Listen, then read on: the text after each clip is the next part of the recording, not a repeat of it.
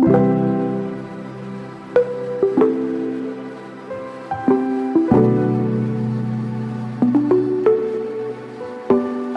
of all, what title you gave for the chapter? I mean, that entire section.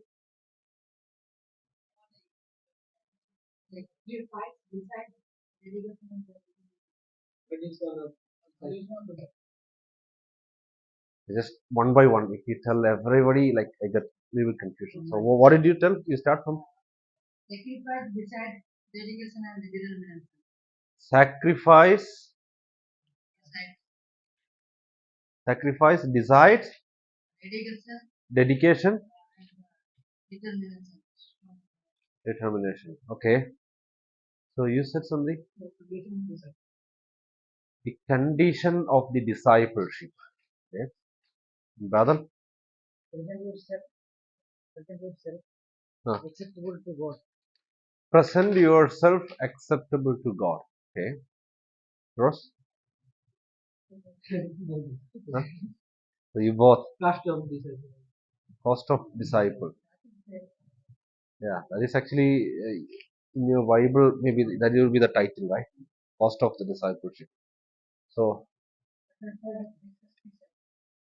sacrifice of sacrifice of Jesus' disciple. Then great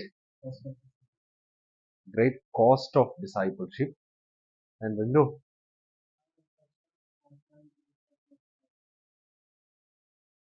Tell me one more. Okay. Yeah. Okay. I accept all of your titles. Then what about the? Uh, did you find the entire the key theme of that passage? Or what it's all about? Hmm. Okay, if you can just tell in one word what it's all about. Okay, renounce it. It is already. I mean, it's connecting to something.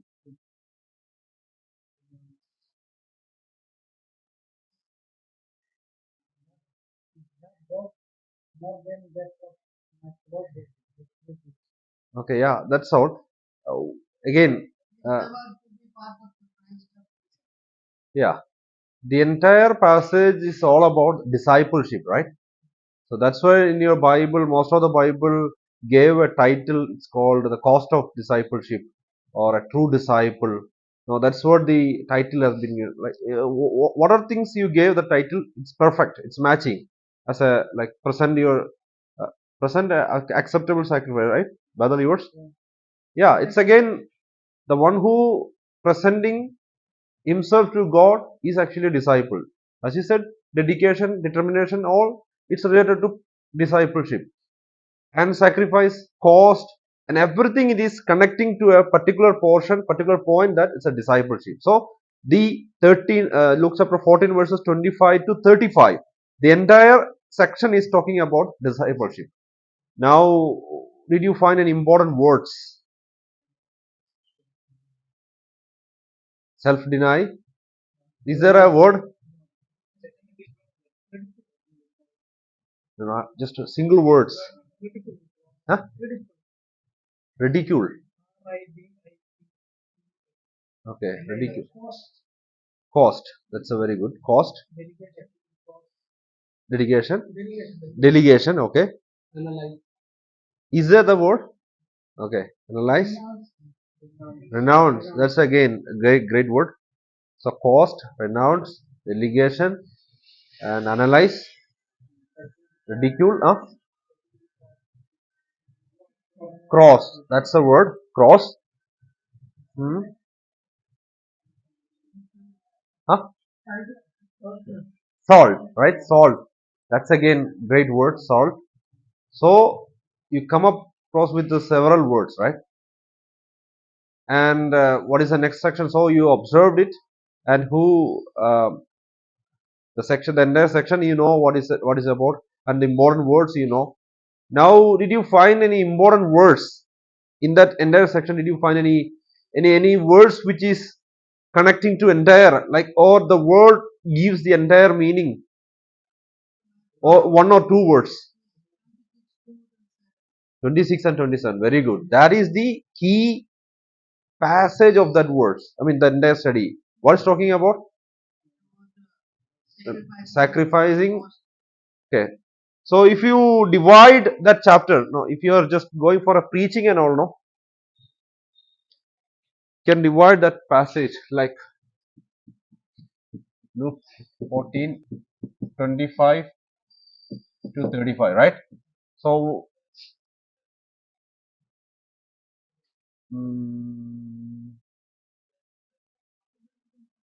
25 to 35, I mean the entire passage. Okay, we give a common title, you can say,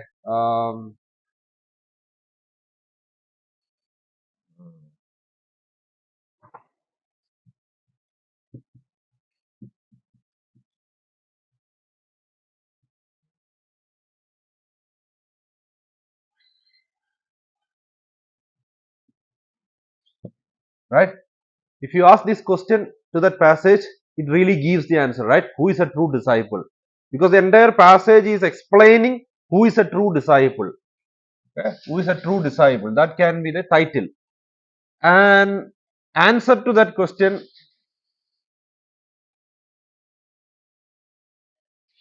we can make 2 points, right? One,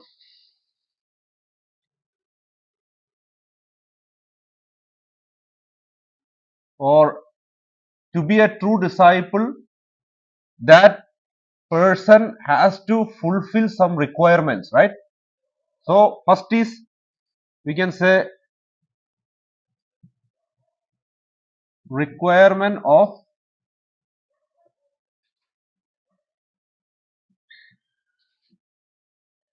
the discipleship. Requirement of the discipleship. So which passage is talking about that one? 26, 27. Again, if you want to see the background, which verse is talking about the background? 25, right? What is talking about? So Jesus Christ was going, a crowd was following him. So immediately he turned toward them and he was telling. So that is the background. A crowd was following. So that is the background. Now, who is a true disciple? A true disciple will fulfill the requirement of the discipleship. 26 and 27, right? So what are the two requirement is given there? As Badal said something, right? You said something. You said something. The first 26, verse 26.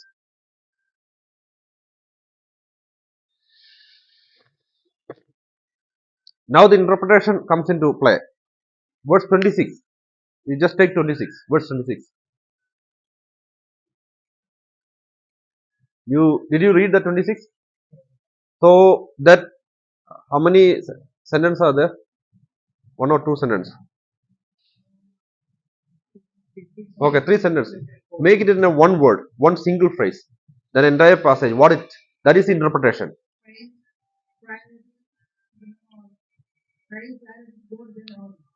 Huh?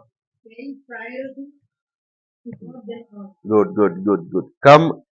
Uh, is there anyone? Like, he found one. The entire meaning of that verse 26. Just put in a one word. Huh? Forsaken. Okay, forsaken. So he said a positive statement and you said a negative statement. He said give a priority to God and he said forsake. That is a positive statement. Now the forsaking everything is a negative statement. So better come with a positive statement.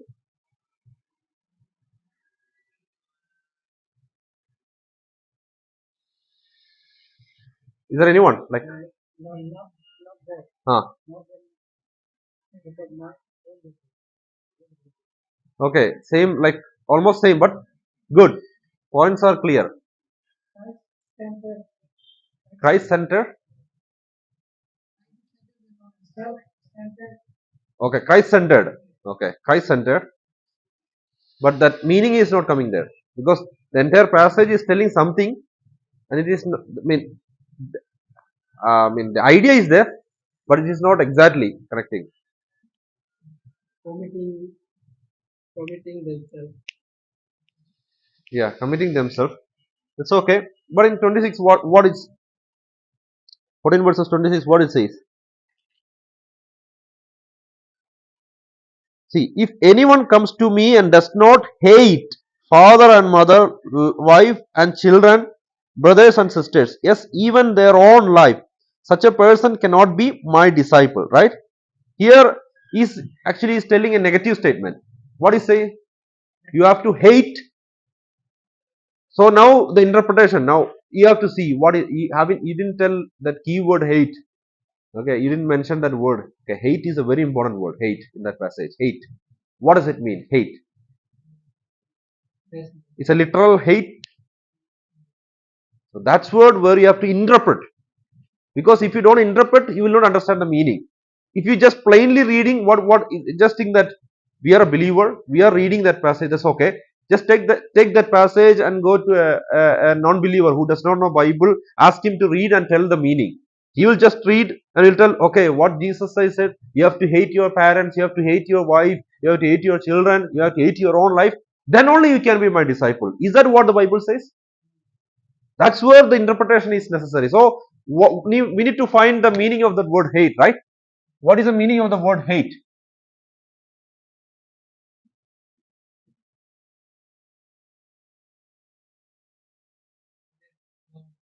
Yeah, very good, very good. That is the.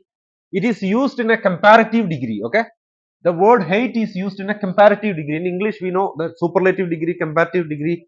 Comparative degree means better than. Okay, it's comparing. Superlative degree means like yeah, yeah. Do better, best. Best is a superlative. Better is comparative. So hate is used in a comparative way. Like in a comparative way means it doesn't mean that you have to hate your parents. You have to hate your no. That's not the text mean. What the text means? Love, love. Okay, love less, right? It's not loveless. The word loveless and loveless is different, right? Loveless means what? There is no love. Loveless, lovelessness. There is no love. But when you say love less means you love but lesser than God.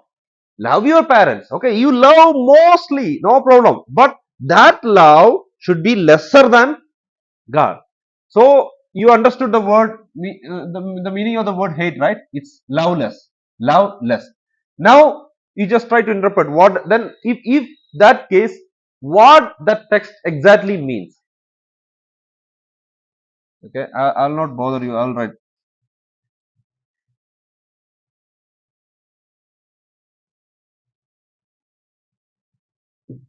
right? Is that the word means love God prominently, or the word priority is coming. So what all things you said, it is coming, but the entire meaning of that verse 26 is actually he is telling that okay, hate your parents, and what is telling? He is bringing an idea that you have to love God prominently. You have to love your God ultimately. So that is the interpretation of the verse 26. So you get a requirement that love God prominently. Now what is the second requirement in verse 27?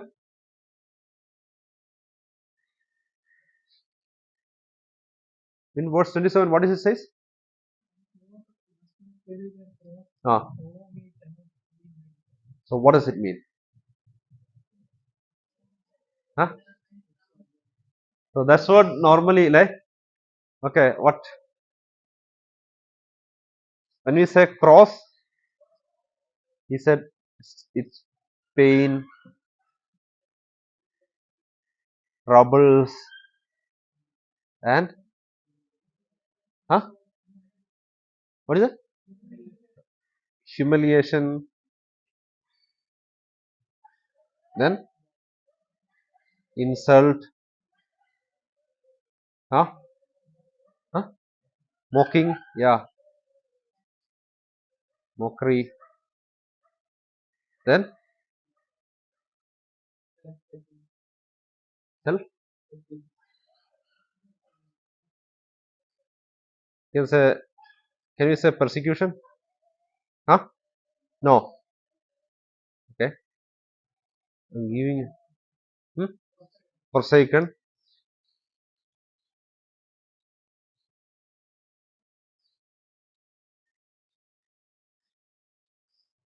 In your observation, you found the word cross, right?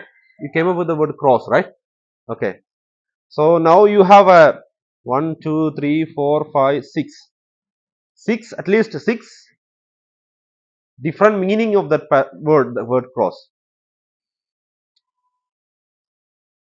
Is the word cross talking about pain or troubles, humiliation, insult, mockery, and forsaken here in this passage?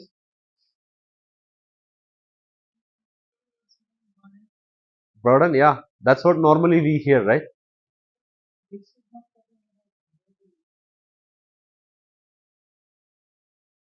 Now immediately you find that verse, right? You have to ask the question to that verse. Why did Jesus Christ telling such an example here, right here? So from where did you get an idea of that cross has different this many meanings? How did you come across with these meanings?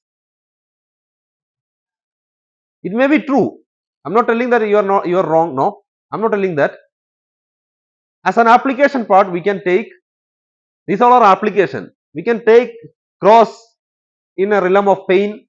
We can take cross in a realm of trouble because when Jesus Christ was on the cross, he came up with all this state, right? So as an application, what we can take, but this is not interpretation. That's what where you have to be. Interpretation is not application. That's what where we make most of the time make mistakes. Yeah. So interpretation is actually you need to know what the text, what why did he use that word, why did he use that illustration there. For that you need to go to the history. Okay, you need to go back to the history. In history, when we read the like the audience, okay, the audience when Jesus Christ said that word, you have to cross, you have to take your cross and follow me. They understood the meaning, but we cannot. We are not understanding it properly. You know why? We are not living in that realm. So in that time, Palestinian time, Romans, no, Romans was the dominant rulers. According to their the punishment methods, crucifixion is one of their most severe punishment, right? So Romans, when they punish somebody, they used to crucify. So in that time, that was a common scene to the Palestinian people. Like every day they can see someone carrying. No, no. When we read Bible, we see Christ is carrying cross and going to the mount and being crucified. We see that one. That is the only scene where we read from the Bible. But when we think about that time, the Palestinian people, they are witnessing their one most of the days. Like that crucifixion is taking place most of the times. It's not only Jesus Christ. Whoever the culprit, whoever not belongs to the Romans, they are being crucified. So how they crucified? The same way how they crucified Jesus Christ. They have to. That's a Roman rule. So if a person is committed a crime and the court if verdicted that he has to be crucified, then immediately what he has to do, no, he has to carry the cross in which he is going to be crucified. It's not like a not this cross. He has to carry. No, most of the videos and the picture we see Jesus Christ is carrying this cross. No, that is not the case. He has to carry only the beam, this part, the vertical part. Only the vertical part he has to carry. The other pole, no, it is already fixed there in the mount. It's already fixed there. The pole is already fixed there. This one he has to carry. That will be binded. So in the Palestinian road, the culprit has to carry that beam to the place where he is going to be crucified. That's a common scene in that time. So that scene, so Jesus Christ is taking that scene and is telling to the people that you have to bear the cross. So that is the scene actually. A culprit has to take the cross and he has to walk where he is going to be crucified. What is waiting here? What is waiting here for him? Death, right? So there is no way, no chance of escape. Once the court is verdicted that he has to be crucified, if he is carrying this cross, the end of the journey is, it is true, it is sure that he is going to be died. So that is the meaning where what he intended there. So take up the cross means, the answer is willing to, or the willingness to die. Another word we can say willingness to die. We can say it's a dedication, no different word we can say. So normally we think cross is talking about pain, troubles and humiliation, but in the context, that particular word is, when we think about the historical situation and all, it is talking about willingness to die for him. So if anyone taking the cross, the ultimate is death. So he has to be ready for the death. That's what the meaning. So how did you get that one? Through the interpretation. So now you understand why the interpretation is necessary. Only through the interpretation we can get the meaning of that passage. Otherwise, we will be satisfied and we will be end up with some kind of application only. We will not know the true meaning of that passage. If you want to know the true meaning of that passage, definitely you need the interpretation. Now you found out the requirement of the discipleship, right? So who is a true disciple? He has to fulfill certain requirements. What are the requirements? Number one, he has to love God prominently. Number two, he must be willing to die for Christ. So this true requirement, whoever fulfill these two requirements, he will be called as true disciple. Number two is talking about the principles of the discipleship.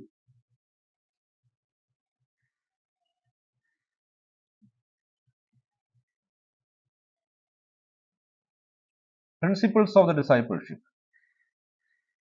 Verses 28 to,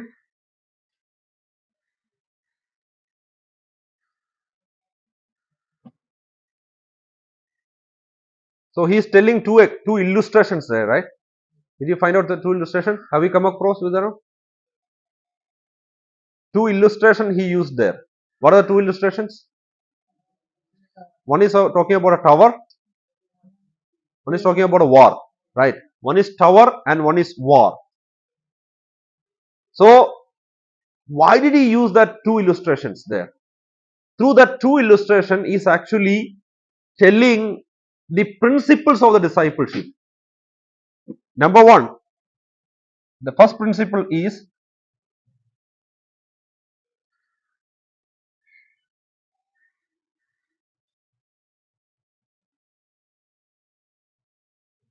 count the cost. Count the cost of discipleship. To explain that one, which illustration he used? The illustration of tower, right? Tower. What is the entire meaning of the tower, the illustration? A man is trying to build a tower, but he didn't calculate the resources which he has. Without calculating that one, he just jump into that um, uh, to build the tower. But later he found out that he did not have enough resources, so that he couldn't complete that building, and that incomplete building became a monumental for his foolishness, right? That's what it says. So through that, what Jesus Christ is trying to communicate, if no, these all are talking about discipleship, right? So again, that illustration is connected to the discipleship. What is telling? So if a person is stepping into the discipleship, or if he is planning to follow Jesus Christ, if he is going to be the discipleship, going to be the disciple, before that he must count the cost that he is going to spend for the discipleship, right? Why did Jesus Christ say that? So before come to the Bible college, did you ever calculate the cost? I'm not talking about the physical money that you are going to spend. But here, what Jesus Christ meant that if anyone follows me, they think that now it's like they don't have any persecution, right? So they are simply following Jesus Christ. They can hear good stories. They can have whenever they feel hungry, Jesus Christ is ready to give food, and they don't go for work. Just they're wandering with Jesus Christ. This is kind of happy life. There is no problem. There is no nothing to think about. Now that's a jovial life. But Jesus Christ has said this is not that going to be the real life. No, before you step into the discipleship, you must know the cost of the discipleship. And if you are not counting the cost, you are stepping into the discipleship. One day you will realize that you will not be able to complete it. Discipleship is actually is a process. It's a process. It's a process starting from the day of salvation till our glorification or till our death. So the entire period is called discipleship. So it's a process. So in that process, you will not be able to complete. So the first principle with the illustration is giving that you must count the cost. Otherwise, you will be just like a tower builder. You are going to be a shameful person in the society. The second principle from the second illustration, war. What principle is trying to give? In verse 33, I think, the end passage. What is it?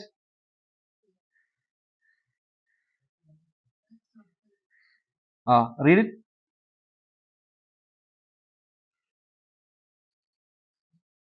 So end of that illustration, he gives an idea, right?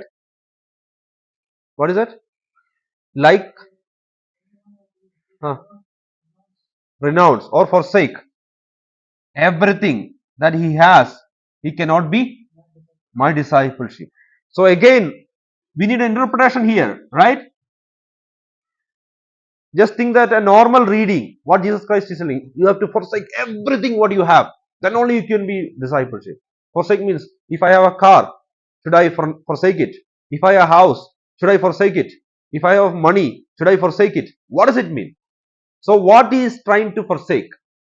What he is trying to say that you need to forsake? What do you think? What we need to forsake? Huh? Hmm. Yeah, it's telling that it's not particularly mentioning anything like whatever stumbling you to be the disciple of Jesus Christ, or whatever stumbling you to be the true discipleship, you have to forsake. Just think that if it is a job, it's a stumbling. No, there are people who has job and living a good life, living a good spiritual life. They are disciples of Jesus Christ. Okay, don't think that disciples mean only the Baptist. I mean, the Bible college students or Bible college professors and pastors are the disciples. No, everybody who saved is a disciples. So anybody can be disciple, whoever who born again. Okay, so just think that I'm working somewhere, and that job, when I do that, when I work in that job place, I cannot be a spiritual person because that job demands me to do something unspiritual, which is standing against scriptural, unethical, or immoral. If in case if my job is a stumbling, for my spiritual life. What I have to do? No matter maybe 1 lakh or 2 lakh I'm getting a salary, but what I have to do? I have to renounce it. It's not that you have to renounce your job, not commonly, not generally. But if the job is dragging you from scripture, if the job is taking you away from the scripture, what do you have to do? Renounce it. So that's what the word renounce and forsake. It is not like, okay, you have this much amount of money in bank, go, I'm going to be a disciple, so I'm just taking that one, I'm giving to everybody. No, that's not the idea. Renounce is something that is stumbling you, something that is dragging you, something that is pulling you away from Christ, that you have to renounce. So now you got the two principles from the two illustrations, right? And what I'm just giving you how you have to interpret, how you have to come across with the meaning. That's what I'm just giving you a plain reading. Okay. Now what is the third?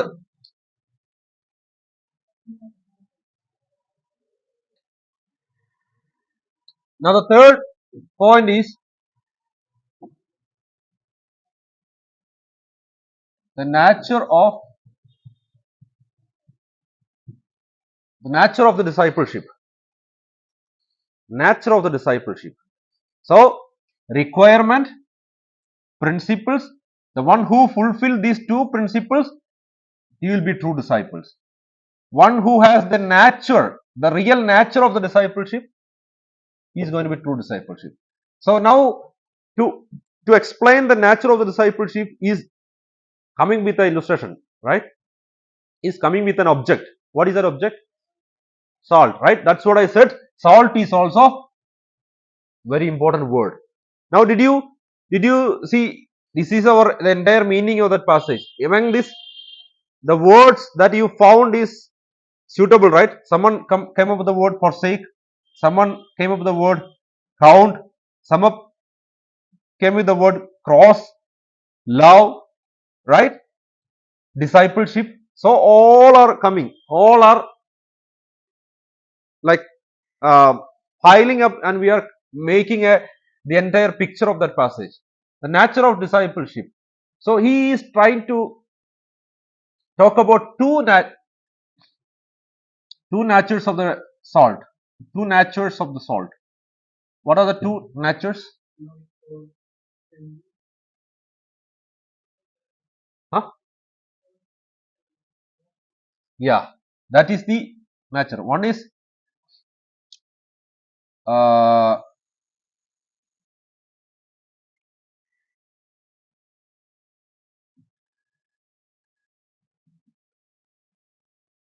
saltiness, right? Saltiness, right? One is saltiness. Second one is huh? No, the saltiness is actually salty.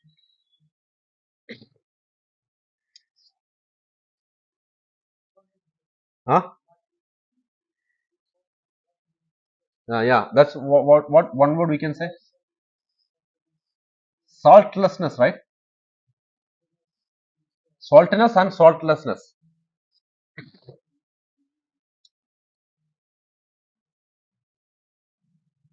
Now interpretation is needed. Why did he use salt as an object here?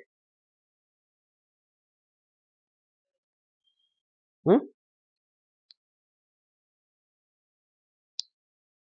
Could have used other methods, other objects, but he specifically used an object of salt, right? Why?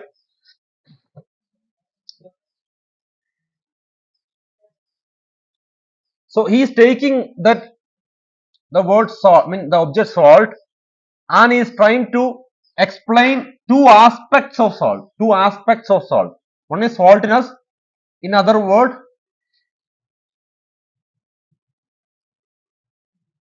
usefulness. The second aspect is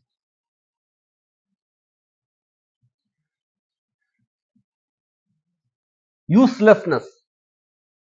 So the first phrase what he is telling, salt is right. Did he say that one? Salt is good. Did he say in that passage? right? What did he say? Salt is good. Salt is good. That is a primary concern. Salt is good. So now you have to interpret that passage. Why salt is good? What did he say salt is good? So you have to ask several questions to that passage.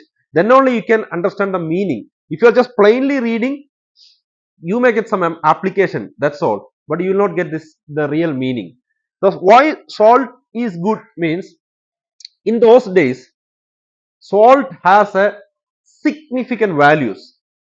If you just think about the Greek people, okay, Greek people, they consider salt as divine,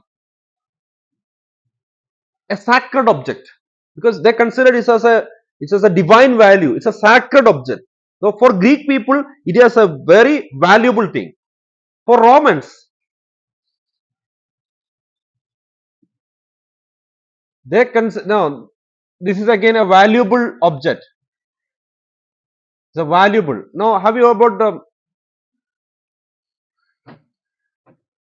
the word salary? Salary. What is salary?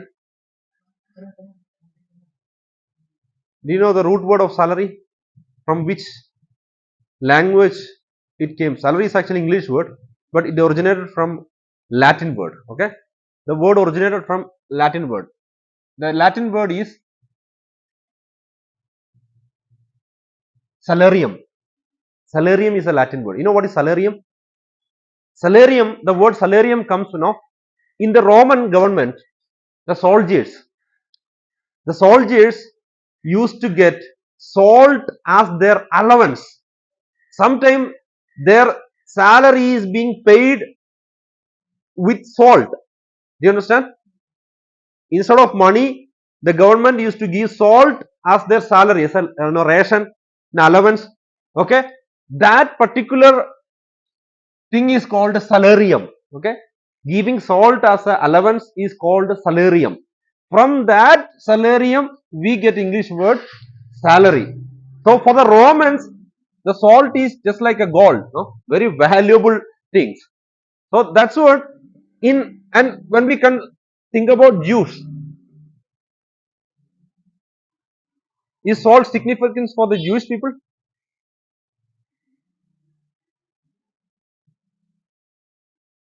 Is salt significant for the Jewish people?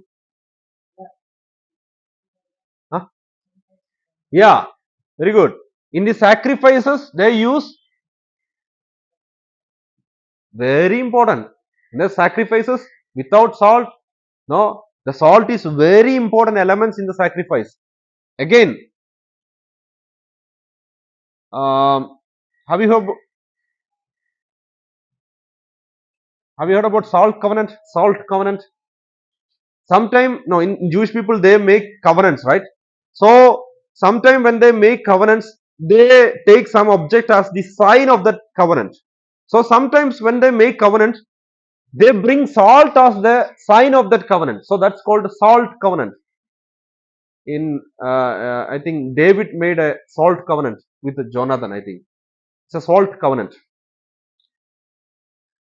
So for Jewish people also the salt is very important. So see, Greek people, Romans people, Jewish people in that time, these are the people who lived, right? When Jesus Christ time, Greeks were there, Romans were there, Jews were there. So these three people, if just think that you are from, there are from the people from Kerala, there are people from Orissa, there are people from Jharkhand, Uttarakhand. See, if I say a word, commonly when we say something like if you just salt, you all can understand, right? Of course, when we think about salt, only we think about curries, right? Rather that we don't use salt for anything. But Jesus has these three audience, right? Those whoever follow him, they were Greeks, they were Romans, they were Jews. These three people are there. So when Jesus Christ take salt as an example, these three people understood it very clearly because Greek people they consider salt as very divine. Romans people they consider salt as very valuable. Jewish people it's a sacrificial object. Salt is a sacrificial object. See, now with the first word is talking about the usefulness of the salt. You must be like salt. Salt is divine, salt is valuable, salt is sacrificial. So, in that elements, all these elements must be there in you. You should be meaningful, you should be preservative, you should be no divine in the sense like holy, you should be valuable, you should be like meaningful. No? That's the usefulness of the salt. Now he is telling the second part, the saltlessness or uselessness. If salt lose its saltiness, what happened? People will take that one, throw to the ground, they will stamp on it, right? Step on it. So now he is telling, as long as you have the quality in you, you will be useful. But once the quality is lost, you are going to be useless. So again, it is connecting to this word. As long as you have the quality of discipleship, you are going to be useful. As long as as soon as you lost the quality of discipleship, you are going to be useless. You will be thrown away from the category of discipleship. That's what the nature of the discipleship. Now you just see from 13, 26 to 35. That passage has these many meanings and these many ideas and these many messages is being conveyed, right? So how could you know that this? Only through the observation, interpretation, and the application. Now the final stage, application, right? Now in this study, we have observation, we have interpretation, now the application. What is the application? The application is actually who is a true disciples. And the the who will change into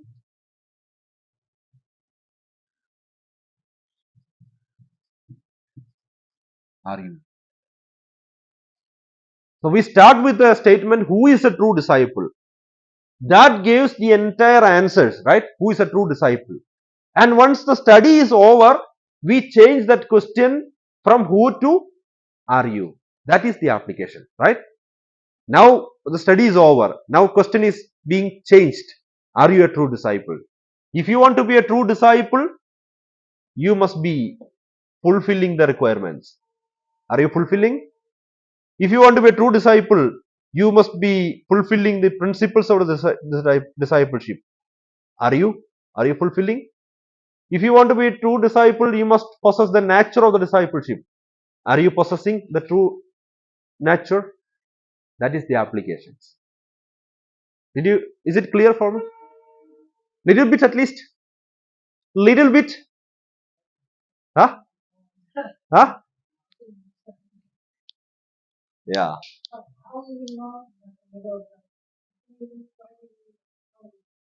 Which one? Yeah. That's what. In the interpretation parts, you need to use resources. You need to use commentaries. So that's what the that's all comes in the observation and the interpretation part. You have to collect as much as resources and information from that. Keep that one and try to interpret it.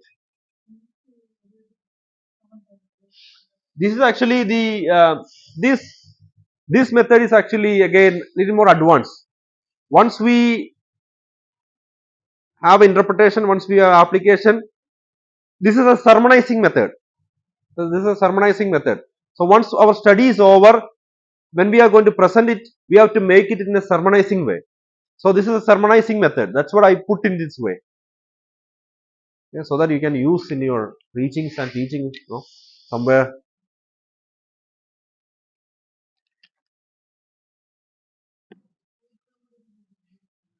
Which commentary, right? See, the commentary can be divided into different sections. It's according to like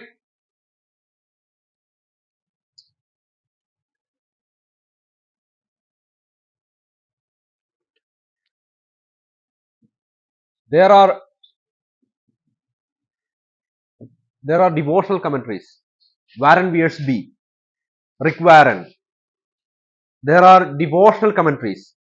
If you want to study, like if you want to use a method of devotion or devotional type, then you have to go to devotional commentaries. Actually, while I was studying, when I started my MTH, the first assignment which was given to us, like you have to go to the library and look at the commentary and characterize it. So there are devotional commentaries. You have to know which is devotional, and the devotional commentaries will explain things in devotional, especially when we read Warren Wiersbe and all. No, that's all. The second one is expositional commentary. Expositional commentaries. Expositional commentary. John MacArthur. MacArthur is expositional commentary, and Adam Clark is expositional commentary. Albert Burns is expositional commentary. Matthew Henry is expositional commentary, and yeah, there are so many expositional commentaries.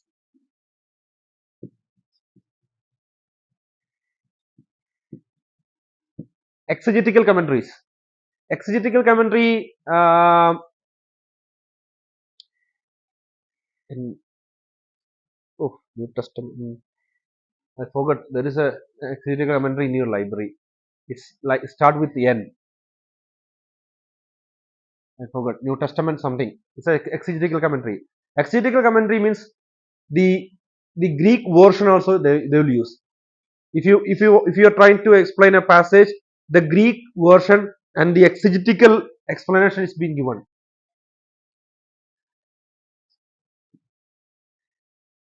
Devotional, expositional, exegetical, and this one you don't, very rare. Theological commentary, very rare. Theological commentaries are very rare. Nobody is trying to write. So when you try to when you study interpretation, there are two types of interpretation. One is a theological interpretation, and second is biblical interpretation. So these two interpretations are there: biblical interpretation and theological interpretation. So which one is true, which one is good? There is still debate is going on. I go with the theological interpretation because we have an assignment in back. So that you will study. I'll tell you why and all. No. So these are the commentaries, and if you want to get such information and all, I would suggest expositional commentary is good. So expositional commentary has a devotional elements. Expositional commentary has exegetical elements, but not that much theological. So if you take expositional commentary, you will get devotion and you will get exegetical. So for the studies, I think expositional commentaries are best. MacArthur is actually one of the example. MacArthur is expositional commentary, and there are other expositional commentaries. Huh? Huh? Ah, John MacArthur, the red book. Huh? John MacArthur. John MacArthur actually, he has um, some areas there are problem, but overall it's good book, expositional. And Matthew Henry, Burns, there are lot of books, lot of commentaries available. You can, but very rare. Actually, commentaries are like very rare. But that again, there is a commentary. I forgot that one. And if I found, I'll show you.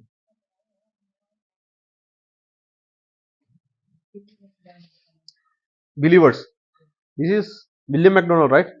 This is yeah, 70% devotion and 30% exposition.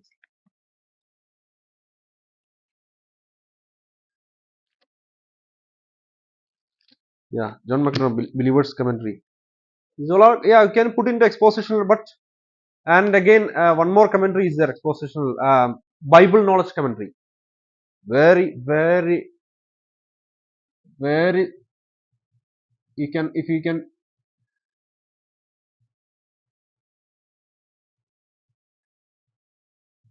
Bible knowledge commentary. Bible knowledge commentary is best for the exposition. And believers, it's okay. Believers, no. Matthew Henry, Adam Clark, Barnes, all are coming in different. And if you ask me which version, Bible version is good, I will suggest RSV or ESV, Revised Standard Version or English Standard Version. Huh? ESV. ESV is good. Yeah, ESV. ESV is good.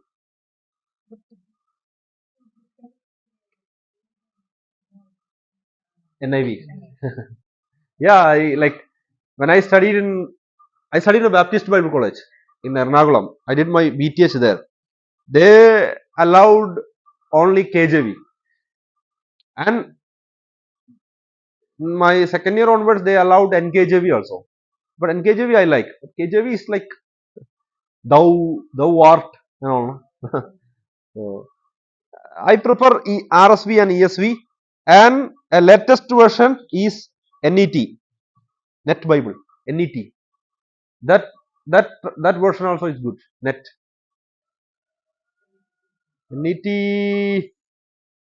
I forgot the New English translation. I forgot the net. Actually, this Bible was published from Dallas Theological Seminary. The professors, I mean, it is they used like what the ancient Greek and all from that they translated. NIV is good. No, I don't have any problem. But I have ESV, RSV, no NIV. I have all the versions. What is time, man? I forgot to take my mobile. It's 11:15. Is it true? Time is. I'm so sorry, man. Your break is. I broke your break. Okay, you can go for break.